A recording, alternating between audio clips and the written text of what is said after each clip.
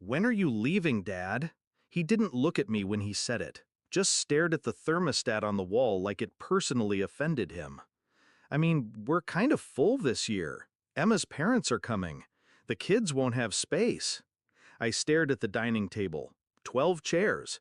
The same one I bought for him and his wife when they moved into this house. My house, once. Paid for the down payment. Installed the chandelier myself. I looked back at him. He wouldn't meet my eyes. I nodded once. No anger, no tears, just a simple truth. I'll go.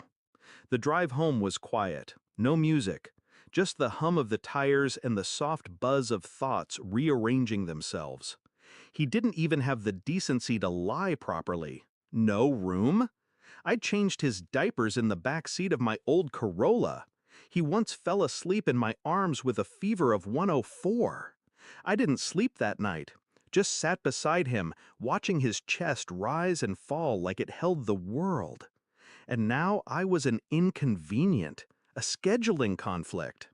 The next morning I had breakfast alone. No grandkids running up the driveway, no wrapping paper, no cinnamon in the air, just silence. Then I opened my phone. 18 missed calls, all from him. Let me rewind. 2 years ago, his business hit a wall. Loans, lawsuits, unpaid taxes. He called me in tears, said the bank was about to seize everything. I didn't hesitate.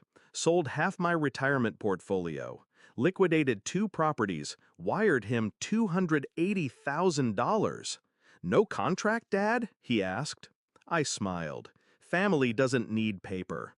He cried then, hugged me like a boy again. I should have known better. It started slow after that. Calls came less frequently. Holidays became tight.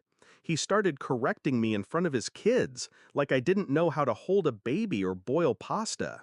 Then last summer, I heard his wife whisper through the kitchen walls, "He needs boundaries. He thinks this is still his house." That's when the clock started ticking. I spent 6 months preparing, collected every text, every email, every bank transaction linked to the loan.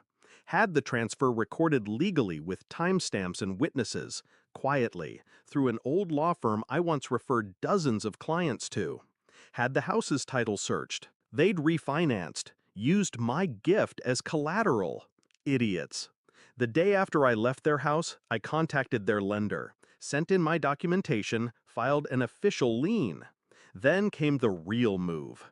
I sold my cabin in Vermont, hired a private equity scout to discreetly buy their mortgage from the bank. It took 45 days, but money talks. And now, I own their debt. On Christmas morning, while they laughed around the table, I signed a foreclosure notice. Merry Christmas, son. When he finally showed up at my door, his eyes wild, shirt untucked, I was already sipping tea on the porch.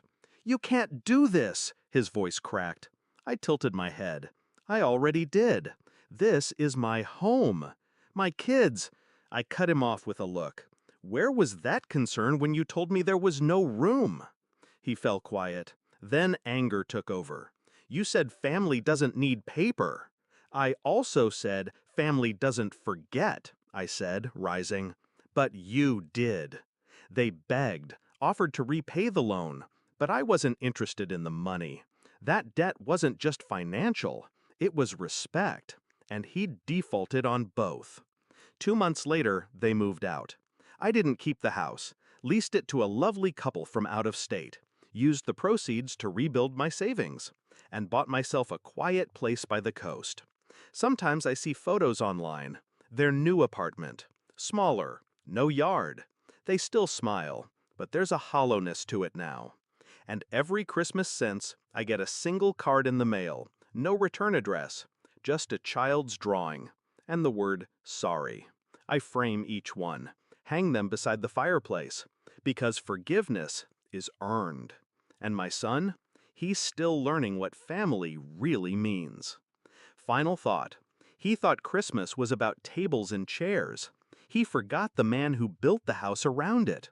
And when he asked me to leave, he didn't realize he was the one being written out.